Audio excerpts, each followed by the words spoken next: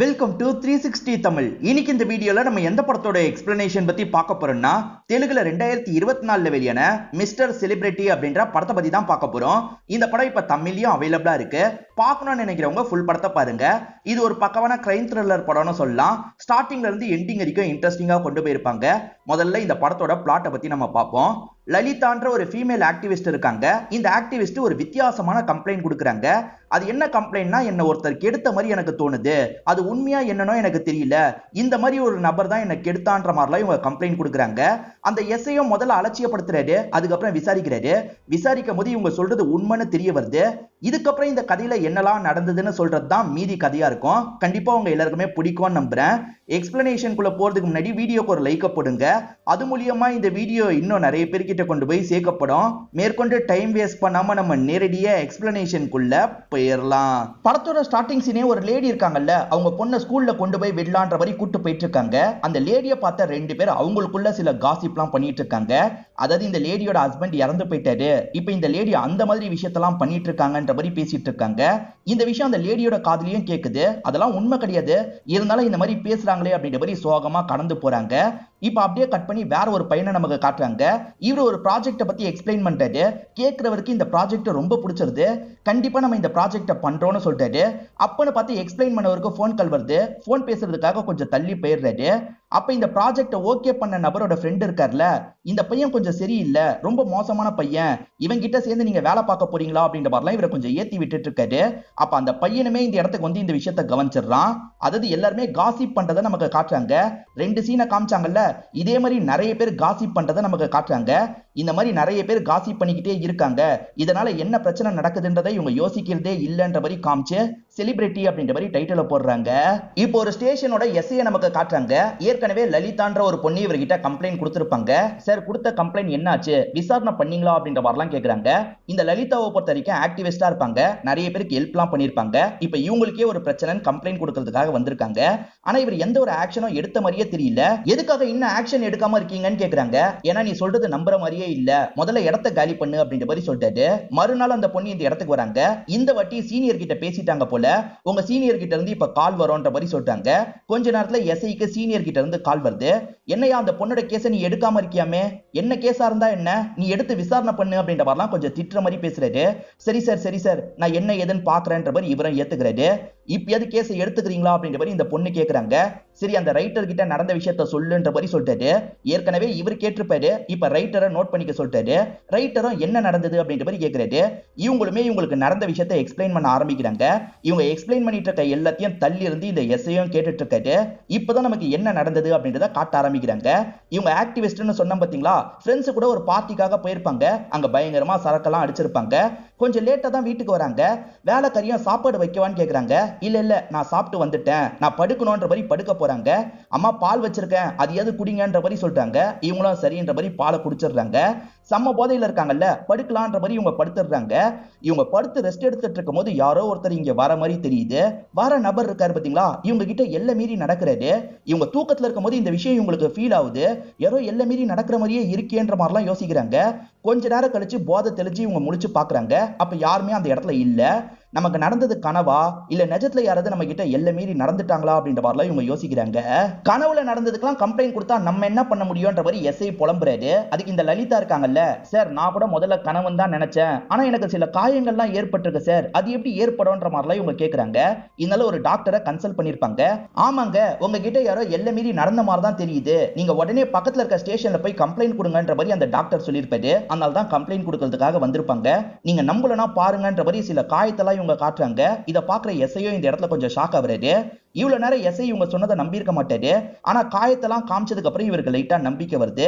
சரி, கண்டிப்பா விசாரணை பண்றேன், அவனோட முகம் உனக்கு ஞாபகம் இருக்கான்னு கேக்குறாரு. சரி, கொஞ்சம் ஞாபகம் இருக்குன்ற மாதிரி இவங்க சொல்றாங்க. அது போதும்ன்ற மாதிரி டிராயிங் எல்லாம் வரைகிற ஒரு நபர் கிட்ட கூட்டு வந்துடுறாரு. நீ அடையாளத்தை சொல்லு, இவர் வரைவாரு அப்படின்ற மாதிரிலாம் சொல்லிட்டாரு. இந்த நபருமே இவங்க சொல்ற அடையாளத்தெல்லாம் கேட்டு ஒரு டிராயிங்க வரைஞ்சிடுறாரு. சரி, இப்படிதான் அவன் இருப்பான் போல அப்படின்ற மாதிரி காட்டுறாரு. இப்ப அந்த போட்டோவை நமக்குமே காட்டுறாங்க. அப்படியே கட் பண்ணி அந்த நபரை நமக்கு காட்டுறாங்க. இவர் தான் இந்த படத்தோட ஹீரோவா இருப்பாரு. இவரோட பேரு லக்கி அப்படின்றது. லக்கியை பொறுத்த வரைக்கும் யூடியூபரு. ட்ரெண்டிங்ல எந்த விஷயம் போனாலும் சரி அது ரிலேட்டடா இவர் வீடியோ போடுவாரு. அப்படி வீடியோ போடுறதுனால நிறைய பேர்கிட்ட பகையை சம்பாரிச்சிருப்பாரு. எப்ப பாரு இவரை போட்டு திட்டிக்கிட்டே இருக்காங்க. லக்கி சொல்றது பொய், நாங்க சொல்றதுதான் உண்மைன்ற மாதிரிலாம் சொல்றாங்க. இத பத்திலாம் அப்பாவுக்கு தெரிய வருது. பையன் இந்த மாதிரி வேலை பண்ணிட்டு இருக்கிறது அப்பாவுக்கும் பிடிக்க மாட்டேங்குது. ஏன்டா இந்த மாதிரிலாம் பண்ணிட்டு இருக்க, ஒழுங்கா ஒரு வேலைக்கு போன்ற மாதிரிலாம் அப்பா அட்வைஸ் பண்றாரு. ஆனா ஹீரோ இதெல்லாம் பத்தி கவலையே பட மாட்டாரு. ஹீரோவோட சேனல் நாளுக்கு நாள் டெவலப் ஆகிக்கிட்டே இருக்கு. இப்ப டெவலப் ஆனதா ஒரு பார்ட்டி மாதிரி கொண்டாடணும் அப்படின்ற மாதிரி யோசிக்கிறாரு. இப்ப இவரோட ஃப்ரெண்ட்ஸ் எல்லாருமே சேர்ந்த மாதிரி பார்ட்டி பண்றதுக்காக ஒரு பப்புக்கு வந்துடுறாங்க. ஜாலியா டான்ஸ் எல்லாம் பண்ணிட்டு இருக்காங்க. அதே மாதிரி நிறைய சரக்கெல்லாம் அடிச்சிட்டு இருக்காங்க. இவர் போதையில இங்கேயே படுக்கலான்ற மாதிரி படுத்துறாரு. இப்ப போதை தெளிஞ்சு இவர் கண்முழிக்கிறாரு. அப்படி கண்முழிக்கும் போது லலிதா இருக்காங்கல்ல, ஒரு கடவுள் மாதிரிலாம் இவரோட கண்ணுக்கு தெரியுறாங்க. அதாவது அழகான பொண்ணு மாதிரி தெரியுறாங்க. இவருமே அவங்க கிட்ட ஃபிளர்ட் பண்ற மாதிரி பேசுறாரு. அப்ப பக்கத்துல இருக்க எஸ்ஐ பேச ஆரம்பிக்கிறாரு. அதாவது இவர் ஸ்டேஷன்ல தான் கண்முழிச்சிருக்காரு. கொஞ்சம் போதையில இருந்ததுனால அப்படி தெரிஞ்சிருக்கும். இப்ப எஸ்ஐ இருக்காருல, எதுக்காக இந்த பொண்ணு கிட்ட எல்லை மீறி நடந்தன்னு கேக்குறாரு. இது இந்த பொண்ணு கிட்ட நான் எல்லை மீறி நடந்தனா, இந்த பொண்ணியை இப்பதான் சார் நான் பாக்குறேன், இந்த பொண்ணு கிட்ட எல்லாம் நான் தப்பா நடக்கலன்ற மாதிரி சொல்றாரு. இல்ல சார், இவன் தான் கண்டிப்பா என்கிட்ட தப்பா நடந்தான், எனக்கு நிறைய காயம் எல்லாம் இருக்குன்ற மாதிரி சொல்றாங்க. எது காயம் இருக்கா, காட்டுங்க காட்டுங்கன்ற மாதிரிலாம் இவர் கேக்குறாரு. இவங்களுமே சில காயத்தெல்லாம் காமிச்சிட்டு இருக்காங்க. சார் இந்த பொண்ணு பொய் சொல்றா, எனக்கும் இதுக்கும் சம்பந்தமே இல்லைன்ற மாதிரிலாம் லக்கி சொல்லிட்டு இருக்காரு. இதெல்லாம் கவனிச்சிட்டு இருக்க எஸ்ஐ இருக்காருல்ல, சரி ரெண்டு பேருக்குமே டாக்டரை வச்சு டெஸ்ட் பண்ணி பாத்துடலாம்னு சொல்லிட்டு, அதாவது இவரோட சாம்பிள் அவங்க கிட்ட ஏதாவது கிடைக்குதான்றதை செக் பண்ணி பார்க்கலாம்னு சொல்லிட்டு, ஏன்னா நகத்தை வச்சு கீறினதுல காயெல்லாம் ஏற்பட்டிருக்கும், அதனால தான் இப்படி சொல்லிட்டாரு. இப்ப எஸ்ஐ இவருக்கு தெரிஞ்ச ஒரு டாக்டரை பார்க்கறதுக்காக வந்துடுறாரு. இதுதான் விஷயம், எனக்கு உடனே ரிப்போர்ட் வேணும், ரெண்டு பேருக்குமே நீ சாம்பிள்லாம் கலெக்ட் பண்ணிக்கோ அப்படின்ற மாதிரி சொல்லிட்டாரு. சரின்ற மாதிரி இந்த டாக்டரும் உள்ள வாங்கன்ற மாதிரி கூட்டு போறாரு. இதே ஹாஸ்பிட்டல்ல வேற ஒரு டாக்டரை பார்க்க வந்து ஒருத்தங்களை காட்டுறாங்க. அதாவது அம்மா பொண்ணு தான் அந்த டாக்டரை பார்க்கறதுக்காக வந்திருக்காங்க. இந்த பொண்ணோட ஒரு ஆபாச வீடியோ நெட்ல பரவி இருக்கும். உண்மை கிடையாது, ஃபேக்கா தான் பரவி இருக்கும். அதனால இந்த பொண்ணு உடைஞ்சு போயிருப்பாங்க. இப்ப அந்த போட்டோஸ் எல்லாத்தையும் நெட்ல இருந்து தூக்கியாச்சு. ஆனா என்னோட பொண்ணு இப்படியே தான் இருக்கான்ற மாதிரி அம்மா புலம்புறாங்க.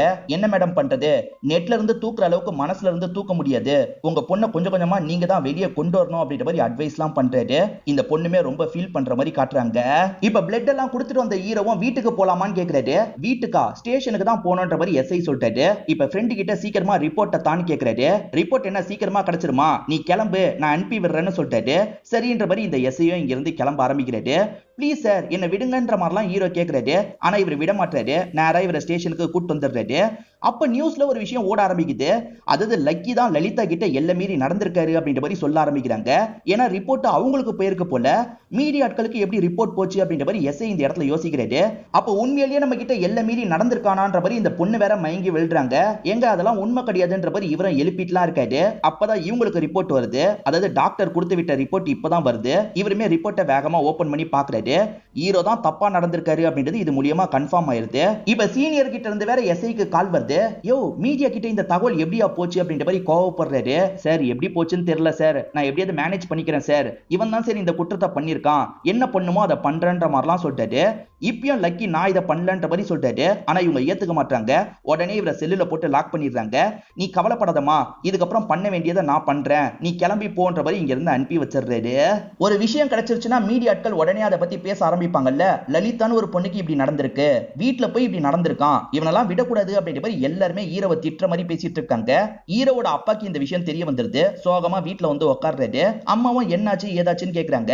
அப்பதான் நியூஸ் ஓடுது. அம்மாவும் இந்த விஷயத்தை தெரிஞ்சுக்கிறாங்க. நம்ம பையன் அப்படிலாம் பண்ணிருக்க மாட்டான் அப்படின்ற மாதிரி அம்மா சொல்லிட்டாங்க. பண்ணலனா எப்படி இப்படி சொல்லுவாங்க, என் பேரையே கெடுத்துட்டான், இதுக்கப்புறம் அவன் மூஞ்சிலேயே நான் முழிக்க மாட்டேன் அப்படின்ற மாதிரிலாம் கோவமா பேசிட்டு இருக்காரு. இப்ப அம்மா இருக்காங்கல்ல, பையன் கிட்ட பேசலான்ற மாதிரி பையனுக்கு கால் பண்றாங்க. பார்த்தா ஹீரோவோட போனை இன்னும் புடுங்கி வைக்கல போல. ஹீரோ கிட்ட தான் போன் இருக்கு. அம்மா நியூஸ்ல சொல்றதெல்லாம் பொய்யுமா, எனக்கும் இதுக்கும் சம்பந்தமே இல்லைன்ற மாதிரி சொல்லிட்டாரு. சம்பந்தம் இல்லைன்றதை எப்படியாவது ப்ரூவ் பண்றா, மானமே போயிருச்சுடா அப்படின்ற மாதிரி அம்மாவும் புலம்பிட்டு இருக்காங்க. டிபேட்ல இஷ்டத்துக்கு பேசிட்டு இருக்காங்கல்ல, அந்த விஷயத்த லக்கியும் கவனிக்கிறாரு. இப்போ உடனே ஃப்ரெண்டுக்கு கால் பண்ணிட்டாரு. மச்சான் ட்ரெண்ட் ஆகிறதுக்காக இந்த மாதிரி நீ தான் பண்ணிட்டியா அப்படின்ற மாதிரி ஃப்ரெண்டு கேட்கிறாரு. டே அப்படிலாம் இல்லடா, லாயரோட உடனே இந்த இடத்துக்கு வாடான்ற மாதிரி இவர் பேசிட்டு இருக்காரு. இவர் போனை யூஸ் பண்ணிட்டு இருக்கிறத இப்பதான் ஆளுங்க கவனிக்கிறாங்க. இப்போ ஒரு அசிஸ்டன்ட் போனை புடுங்கிறதுக்காக வராரு. அப்ப அவர் கையில வச்சிருந்த ஃபைல்லாம் கீழே விழுந்துருது. அந்த ஃபைல்ல இருக்க பேப்பரை பாக்குற ஹீரோ ஷாக் ஆயிடுறாரு. இவங்க ஒரு ஹாஸ்பிட்டல்ல செக்அப்லாம் எடுத்தாங்கல்ல, ஆனா வந்திருக்கிறது வேற ஒரு ஹாஸ்பிட்டல் பேர் போட்டு வந்திருக்கு. சார் ரிப்போர்ட் மாறி இருக்கு போல அப்படின்ற மாதிரி சொல்லிட்டாரு. என்ன சொல்ற அப்படின்ற மாதிரி இவரும் ரிப்போர்ட்டை பாக்குறதுக்காக வராரு.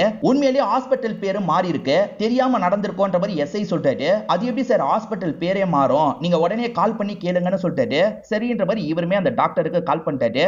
நீ ரிப்போர்ட் அனுப்பினல, அதை நான் பார்த்துட்டேன்ற மாதிரி சொல்லிட்டாரு.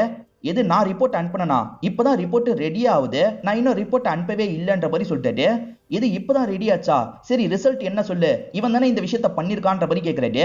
இல்ல அந்த பையன் எதுவுமே பண்ண மாதிரி தெரியல. இதை தாண்டி அந்த பொண்ணு கிட்ட யாரும் எல்லை மீறி நடந்த மாதிரி தெரியல. ஒன்னு அந்த பொண்ணு போய் சொல்லியிருக்கலாம், அப்படி இல்லைன்னா யாராவது செட்டப் பண்ணி வச்சிருக்கலான்ற மாதிரிலாம் டாக்டர் சொல்லிட்டாரு. இதை கேட்டுட்டு இருக்க ஹீரோ இந்த எஸ்ஐயை போட்டு திட்டுறாரு. எவனோ ஒருத்தன் மீடியாக்கும் உங்களுக்கும் தப்பா தகவல் கொடுத்திருக்கான், அதை வச்சு என்ன லாக் பண்ணிருக்கீங்கல்ல, என்ன முதல்ல விடுங்கன்ற மாதிரி கேக்குறாரு. தெரியாம பண்ணிட்டோம்பா, நீ வெளியே வான்ற மாதிரி இவருமே கூட்டு வந்துடுறாரு. அந்த பொண்ணு தான் இதுக்கு பின்னாடி இருக்கா போல, அந்த பொண்ணை கூப்பிடுங்க, நான் பேசிட்டு தான் போவேன்ற மாதிரிலாம் இவர் சொல்லிட்டு இருக்காரு. அதுக்கு முன்னாடி மீடியாட்கள் இதை பத்தி பேசுறத ஸ்டாப் பண்ணணும், அதுக்கு ஏதாவது பண்ணுங்கன்ற மாதிரி சொல்லிட்டாரு. சரி பண்றேன்ற மாதிரி எஸ்ஐ ஏத்துக்கிறாரு. இப்ப அந்த டிவி சேனலுக்கே இவர் கால் பண்ணிடுறாரு. எஸ்ஐயே ஜாயின் பண்ணிருக்காரு, அவர்கிட்டயே டீடைலா கேட்போன்ற மாதிரி அந்த பொண்ணு கேட்க ஆரம்பிக்கிறாங்க. எஸ்ஐ இருக்கார்ல, இந்த லக்கி இந்த விஷயத்த பண்ணல, வேற யாரோ தான் இந்த மாதிரி பண்ணிருக்காங்க, நீங்க உடனே மாத்தி சொல்லுங்கன்ற மாதிரிலாம் கேட்டுட்டு இருக்காரு. இவங்க உடனே காலை கட் பண்ணிடுறாங்க. ப்ரோக்ராம உடனே மாத்திரலான்ற மாதிரி ப்ரோக்ராம மாத்திடுறாங்க. லக்கி தப்பு பண்ணலன்றத சொல்லாமே இருக்காங்க. எனக்கு தெரியாது, நான் தப்பு பண்ணலன்றத சொல்லணும், நீங்க திரும்பி கால் பண்ணுங்கன்ற மாதிரி சொல்லிட்டாரு. வேற வழி இல்லாம எஸ்ஐ திரும்பி கால் பண்ணிட்டாரு. எதுக்குமா பேசிட்டு இருக்கும் போதே காலை கட் பண்ணிட்ட, அவன் தப்பு பண்ணலன்றத சொல்லுமா அப்படின்ற மாதிரிலாம் கேட்கிறாரு. சார் அப்படி உடனே சொன்னா எங்க சேனலோட ரெப்புடேஷன் பாதிக்கப்படும், அப்படிலாம் எங்களால சொல்ல முடியாது, வேணா நியூஸ் கார்டுல சின்னதா போடுறோன்ற மாதிரி சொல்றாங்க. ஆனா இதெல்லாம் கேட்டுட்டு இருக்க லக்கி ஏத்துக்க மாட்டாரு. என் பேர் அசிங்கமாயிருச்சு, அது எப்படியாவது நீங்க தான் சரி பண்ணணும்ன்ற மாதிரிலாம் கோவப்பட்டு இருக்காரு. ஏற்கனவே இவர் கால் பண்ணனால இந்த இடத்துக்கு லலிதா வந்துடுறாங்க. எதுக்காக இவனை வெளியே வர வச்சிருக்கீங்க, இவங்கிட்ட காசு வாங்கிட்டீங்களா அப்படின்ற மாதிரிலாம் எஸ்ஐ மேல கோவப்பட்டு இருக்காங்க. அவசரப்படாதமா, இவனுக்கும் அதுக்கும் சம்பந்தமே கிடையாது, அதே மாதிரி உனக்கு எதுவுமே நடக்கலன்ற மாதிரி டாக்டர் சொல்லியிருக்காரு, நீ பொய் சொல்றியான்ற மாதிரி கேட்கிறாரு. நான் எதுக்கு இந்த விஷயத்துல பொய் சொல்ல போறேன், நான்லாம் பொய் சொல்ல, எனக்கு காயம் இருக்கிறத நீங்களும் தானே பாத்தீங்க, ஏதோ எனக்கு நடந்திருக்கு, இவன் தான் காரணம்னு சொல்லிட்டாங்க. அதுக்கு இவர் இருக்கார்ல, நான் காரணம் இல்ல, வேற யாரோ நம்ம 3 பேரையும் லிங்க் பண்ணோம், நம்ம 3 பேரோட பேரையும் டேமேஜ் பண்ணோன்றதுக்காக திட்டம் போட்டு இந்த விஷயத்த பண்ணிருக்காங்க. அப்படி திட்டம் போட்டு பண்ணது யாருன்றதை கண்டுபிடிக்கணும், அப்பதான் இந்த ப்ராப்ளத்தை சால்வ் பண்ண முடியும்ன்ற மாதிரி இவர் சொல்லிட்டாரு. சரி உன்னை யார் இந்த எஸ்ஐ கிட்ட வர சொன்னது அப்படின்ற மாதிரி லலிதா கிட்ட கேட்கிறாரு. லலிதா நடந்த விஷயத்த சொல்றாங்க. லலிதா போலீஸ் கிட்ட எல்லாம் போக வேணாம் தான் நினைச்சிருப்பாங்க. ஆனா இவங்க பார்க்க போன டாக்டர் இருக்கார்ல, நீ கண்டிப்பா போலீஸ் கிட்ட போமான்ற மாதிரி சொல்லியிருப்பாரு. அவர் தான் என்னோட மனசை மாத்தினாரு அப்படின்ற மாதிரிலாம் சொல்லிட்டாங்க. இந்த பொண்ணு கிட்ட யாராவது எல்லை மீறி நடந்திருக்காங்களா இல்லையான்றது அந்த டாக்டருக்கு தெரியாதா, இருந்தாலுமே போலீஸ் கிட்ட போக சொல்லியிருக்காரு. அவருமே இந்த பிளான்ல உணர்ந்தியா இருக்க வாய்ப்பு இருக்கு, அவர் எங்க இருக்காருன்னு உனக்கு தெரியும்ல, அந்த இடத்துக்கு கூட்டு போ அப்படின்ற மாதிரி சொல்லிட்டாரு. எஸ்ஐயும் அந்த இடத்துக்கு போறதுக்கு ஏத்துக்கிறாரு. இவங்க 3 பேருமே வேகமா அந்த இடத்துக்கு வந்துட்டு இருக்காங்க. இங்கதான் அந்த டாக்டரோட கிளினிக் இருந்ததுன்ற மாதிரி சொல்லிட்டாங்க. செக் பண்ணலாம்னு உள்ள வந்து பார்த்தா எம்டியா இருக்கு, டாக்டர் இருக்கிற மாதிரியே தெரியல. இந்த டாக்டர் உனக்கு தெரிஞ்ச டாக்டர் இல்லையான்னு கேக்குறாரு. இல்ல என் வீட்ல ஒரு வேலைக்கார அக்கா இருக்காங்க, அவங்க சொல்லி தான் இந்த இடத்துக்கு வந்தன்ற மாதிரி சொல்லிட்டாங்க. அப்ப அந்த வேலைக்கார அக்காவும் சம்பந்தப்பட்டிருக்க வாய்ப்பு இருக்கு, அவங்கள போய் பார்க்கலான்ற மாதிரி இவர் சொல்லிட்டாரு. இப்ப கிளம்பி வீட்டுக்கு வந்துடுறாங்க. அந்த வேலைக்கார அக்காவோட பேரு சாந்தின்னு வச்சுப்போம். சாந்தி அக்கா எங்க போனீங்கன்ற மாதிரிலாம் இவங்க தேடிட்டு இருக்காங்க. என்ன இந்த பொண்ணு தேடிட்டு இருக்கா, ஒருவேளை இந்த பொண்ணோட கற்பனையா இருக்க வாய்ப்பு இருக்கு அப்படின்ற மாதிரி இவங்க யோசிக்க ஆரம்பிக்கிறாங்க. அதனால எஸ்ஐ இருக்காரு பாத்தீங்களா, வெளியே இருக்க வேற ஒரு லேடி கிட்ட விசாரிக்கிறாரு. இந்த வீட்டுல சாந்தின்னு யாராவது வேலை பார்த்தாங்களா அப்படின்ற மாதிரி கேட்கிறாரு. ஆமா சார், சாந்தின்னு ஒருத்தங்க வேலை பார்த்ததா இவங்களுமே சொல்லிட்டாங்க. அப்ப கற்பனை இல்லன்ற மாதிரி இவருமே உள்ள வந்து ஹீரோ கிட்ட சொல்லிட்டாரு. சாந்தி அக்கா எங்க போனாங்கன்னே தெரியலன்ற மாதிரி இவங்களும் சொல்லிட்டாங்க. சரி நம்மளும் தேடலான்ற மாதிரி ஹீரோ தேடிட்டு இருக்காரு. அப்போ ஒரு பழைய ரூம் கதவை திறந்துடுறாரு. இதுல பழைய பொருள் தான் இருக்கும்னு இவங்க சொல்றாங்க. ஆனா ஒரு பொருளை பாக்குறவர் கதவை திரும்பி திறக்கிறாரு. இப்ப பொறுமையா அதை வந்து பாக்குறாரு. அந்த இடத்துல இவரோட போட்டோ தான் இருக்கு.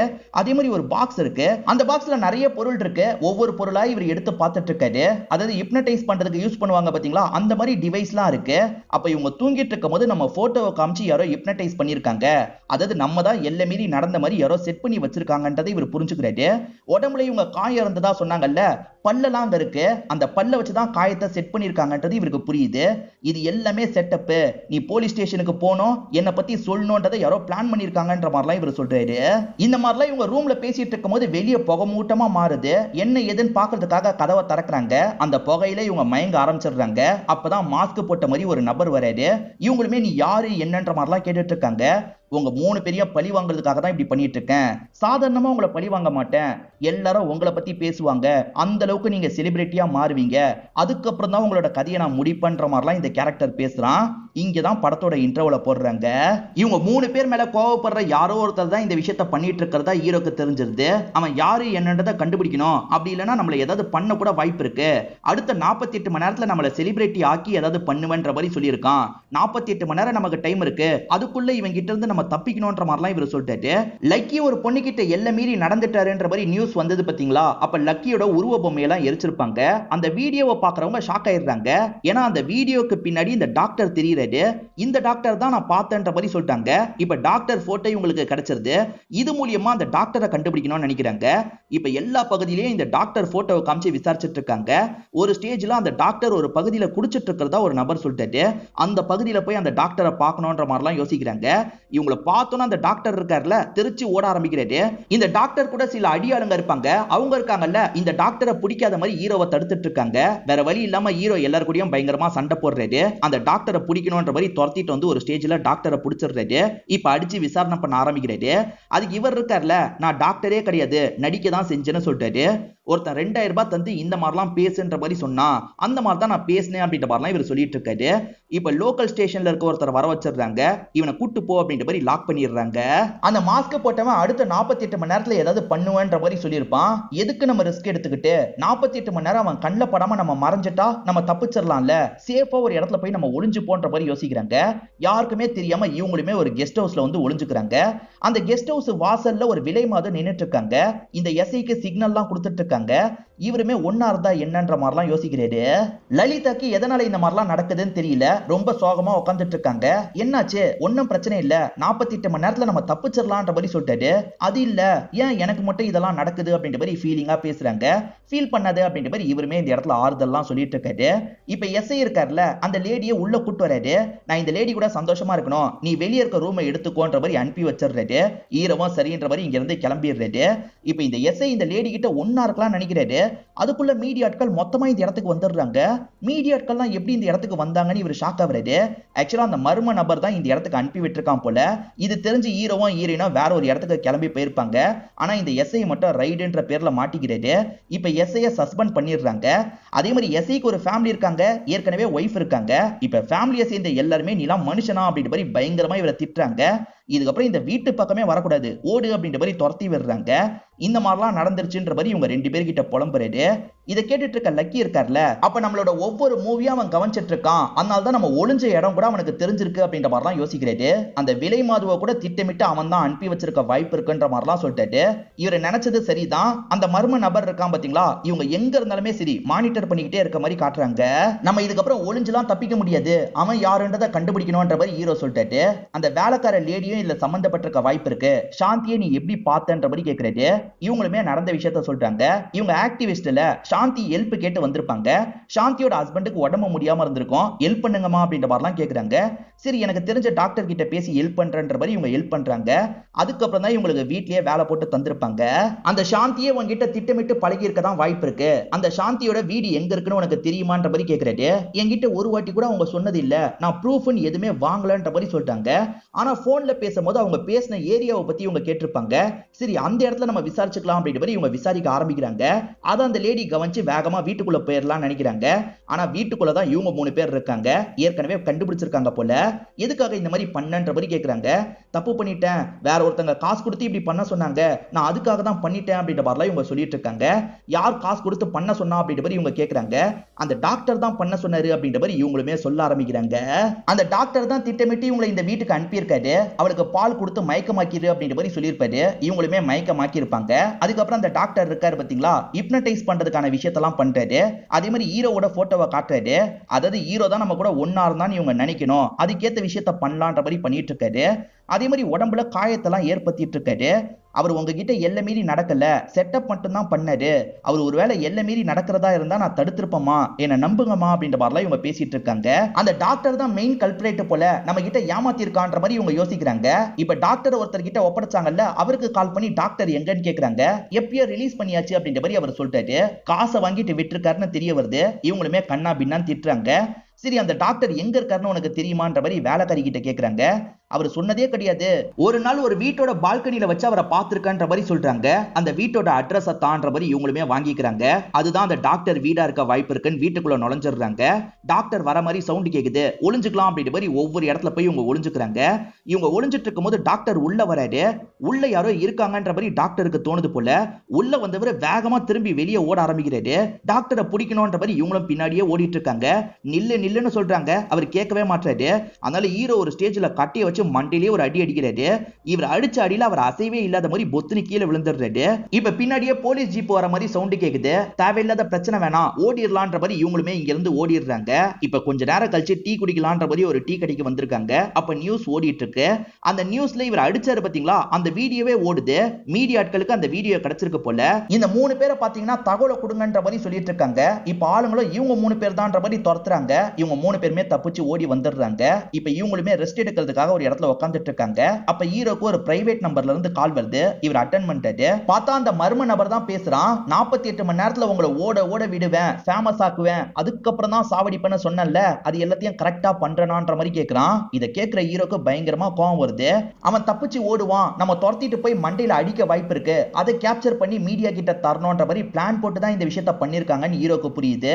திரும்பி அந்த வீட்டுக்கு போய் ஏதாவது கிடைக்குதா பார்க்கணும்னு சொல்லிட்டு, என்னப்பா திரும்பி அந்த வீட்டுக்கு போகணுமான்னு போலீஸ் கேக்குறாரு.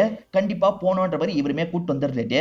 ஏதாவது கிடைக்குதா பாப்போம் தேடுறாங்க. பார்த்தா இவங்களோட போட்டோஸ் நிறைய இருக்கு. 6 மாசமா இவங்களை ஃபாலோ பண்ணிருக்காங்கன்னு போட்டோவை பார்க்கும்போது உங்களுக்கு தெரிய வருது. அப்ப பக்கவா பிளான் போட்டு தான் இந்த விஷயத்த பண்ணிருக்காங்க.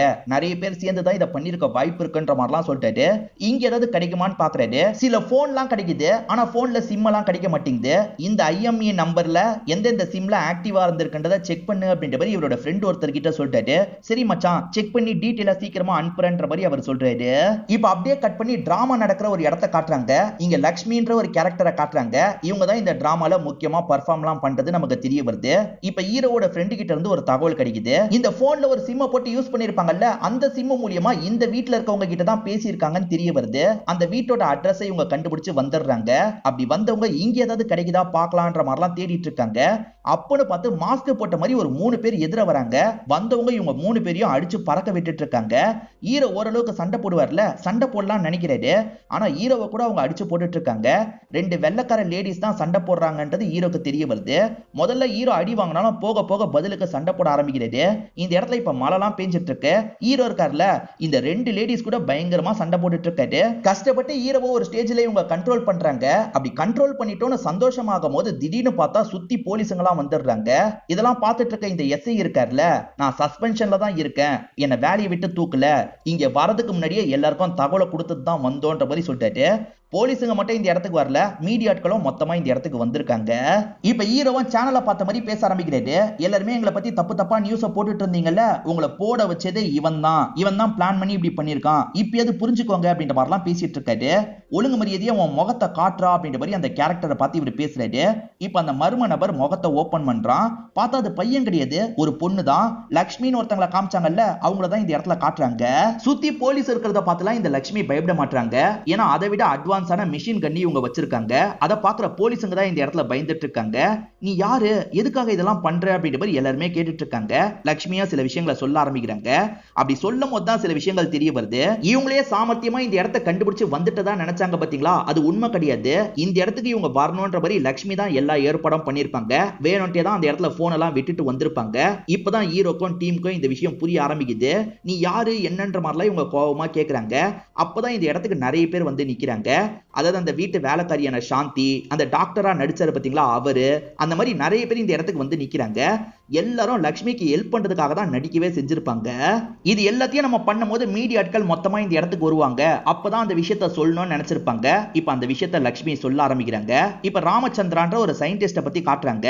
இப்ப விவசாயம் கொஞ்சம் கொஞ்சமா குறைஞ்சுக்கிட்டே இருக்கு பாத்தீங்களா, சில குறிப்பிட்ட விதை மூலியமா அந்த விஷயத்தை டெவலப் பண்றதுக்கான வேலை எல்லாம் இவர் பண்றாரு. இவர் பண்றது கரெக்டா இருக்கு, இவரை நம்ம பாராட்டணும் அப்படின்ற மாதிரி கவர்மெண்ட் இருக்காங்கல்ல, இவருக்கு அவார்ட்லாம் தரதுக்கு முடிவு பண்ணிருப்பாங்க. அந்த மாதிரி நிறைய அவார்ட்லாம் இவருக்கு தந்துட்டு இருக்காங்க. இவர் கூட வேலை பார்த்த ஒரு நபருக்கு எந்த ஒரு அவார்டும் கிடைக்காது. இதனால மத்தவங்க இருக்காங்கல்ல, சார் உங்க கூட இருந்த ஃப்ரெண்ட் அவார்ட்லாம் வாங்கிட்டாரு, நீங்க என்ன சார் இப்படியே இருக்கீங்கன்ற மாதிரி கேக்குறாங்க. ராமச்சந்திராவோட ஃப்ரெண்டுக்கு கொஞ்சம் அவமானமா போயிருது. அதனால ராமச்சந்திராவை பத்தி ஒரு காசிப்பா பரப்பி விடுறாரு. அது என்னன்னா, பொண்ணுங்க விஷயத்துல இவன் ரொம்பவே மோசமானவன் அப்படின்ற மாதிரி சொல்லிட்டாரு.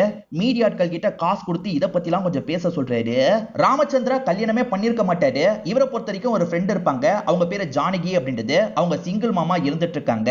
ஹஸ்பண்ட் சில வருஷங்களுக்கு முன்னாடியே இறந்து போயிருப்பாரு. இவங்க ரெண்டு பேருமே ரொம்ப வருஷமா ஃப்ரெண்ட்ஸா இருக்கிறதுனால இவருமே கேஷுவலா வீட்டுக்கு வந்து இவங்க கிட்ட பேசிட்டு இருக்காரு. இந்த ஜானகிக்கு ஒரு பொண்ணு இருப்பாங்க. அந்த பொண்ணை எல்லாருமே கிண்டல் பண்றாங்க.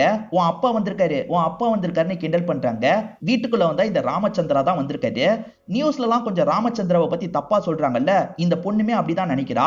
இந்த மனுஷனை எதுக்குமா வீட்டுக்குள்ள எல்லாம் விடுறீங்க, விடாதீங்க அப்படின்ற மாதிரிலாம் அம்மாவை எதிர்த்து பேசுறா. கோவத்துல அம்மாவும் அடிச்சிடுறாங்க. இந்த ராமச்சந்திரா ஜானகியை பாக்குறதுக்காக அடிக்கடி வருவாரு. ஆனா நியூஸ்ல இவரை பத்தி தப்பா சொல்ல ஆரம்பிச்சதுக்கு அப்புறம் இவங்க எல்லாருமே இவரை பத்தி தப்பு தப்பா பேச ஆரம்பிக்கிறாங்க. அதாவது நிறைய காசிப்லாம் பண்ணிட்டு இருக்காங்க. அதை பத்தி இவர் கண்டுக்காம இவங்களை பார்க்கிறதுக்காக வராது. இவங்க ரெண்டு பேருமே கேஷுவலா பேசிட்டு இருக்காங்க. இப்போ இவங்க ரெஸ்ட் ரூம் யூஸ் பண்ணலாம்ன்ற மாதிரி ரெஸ்ட் ரூம் கிட்ட வராங்க. அப்படி வந்தவங்களுக்கு தலைலாம் சுத்துற மாதிரி இருக்கு. ஸ்லிப் ஆகி இவங்க விழுந்துடுறாங்க. அப்படி விழும்போது கோலா இருக்கும் பாத்தீங்களா, அந்த இடத்துல இவங்க தலை இடிச்சிருது. சவுண்ட் கேட்டு இவரும் என்னாச்சு ஏதாச்சுன்னு பாக்குறதுக்காக வராரு. அப்படி பாக்குறதுக்காக வரும்போது இவங்க தலை இடிச்சு ரத்தமா ஊத்திட்டு இருக்கு. அப்பதான் இந்த பொண்ணுமே காலேஜ் எல்லாம் முடிச்சுட்டு வீட்டுக்கு வந்திருக்கா. ரத்தத்தோட இவங்க இருக்கிறத பார்த்து இந்த பொண்ணு ஷாக் ஆயிடுறா. இவர் தான் ஏதோ பண்ணிருக்காரு போல அப்படின்ற மாதிரிலாம் யோசிக்கிறா. இப்ப ஆம்புலன்ஸ்லாம் இந்த இடத்துக்கு வந்துருது. கொஞ்ச நேரத்துல போலீஸும் என்னாச்சு ஏதாச்சுன்னு கேட்கறதுக்காக வந்துடுறாங்க. இந்த பொண்ணுக்கு ஏற்கனவே கோவம் இருக்கு பாத்தீங்களா, அந்த கோவத்தெல்லாம் இந்த இடத்துல வெளிப்படுத்துறா. இவர் தான் ஏதோ பண்ணிருக்காரு அப்படின்ற மாதிரிலாம் சொல்றா. அதனால இவரை லாக் பண்ணிடுறாங்க. இந்த லக்கியை பொறுத்த வரைக்கும் ட்ரெண்டிங்கா எது போனாலும் அதை பத்தி பேசுவார் பாத்தீங்களா. இந்த சயின்டிஸ்ட பத்தி ட்ரெண்டிங்கா போறது இவருக்கு தெரிய வருது. இவரை பத்தி பேசிடலாம்னு யோசிக்கிறாரு. பெருசா ரிசர்ச் எல்லாம் பண்ண மாட்டாரு. இவர் பொண்ணுங்க விஷயத்துல அப்படி இப்படின்ற மாதிரி ஏற்கனவே ஒரு பேச்சு இருக்கு. அந்த லேடி வீட்டுக்கு போகும்போது எக்கு தப்பா ஏதோ நடந்து அந்த லேடி இறந்து போயிட்டாங்க போல, இவர் கூட காரணமா இருக்கலாம்ன்ற மாதிரி பேசிட்டு இருக்காரு. அதே மாதிரி அந்த பொண்ணு இருக்காங்கல்ல, அவங்க லலிதா கிட்ட ஹெல்ப் கேக்குறாங்க. இவங்க ஆக்டிவிஸ்ட் இல்ல, அவர் ஏதாவது பண்ணணும் அப்படின்ற மாதிரி கேக்குறாங்க. நான் பாத்துக்கிறேன்ற மாதிரி லலிதா சொல்றாங்க.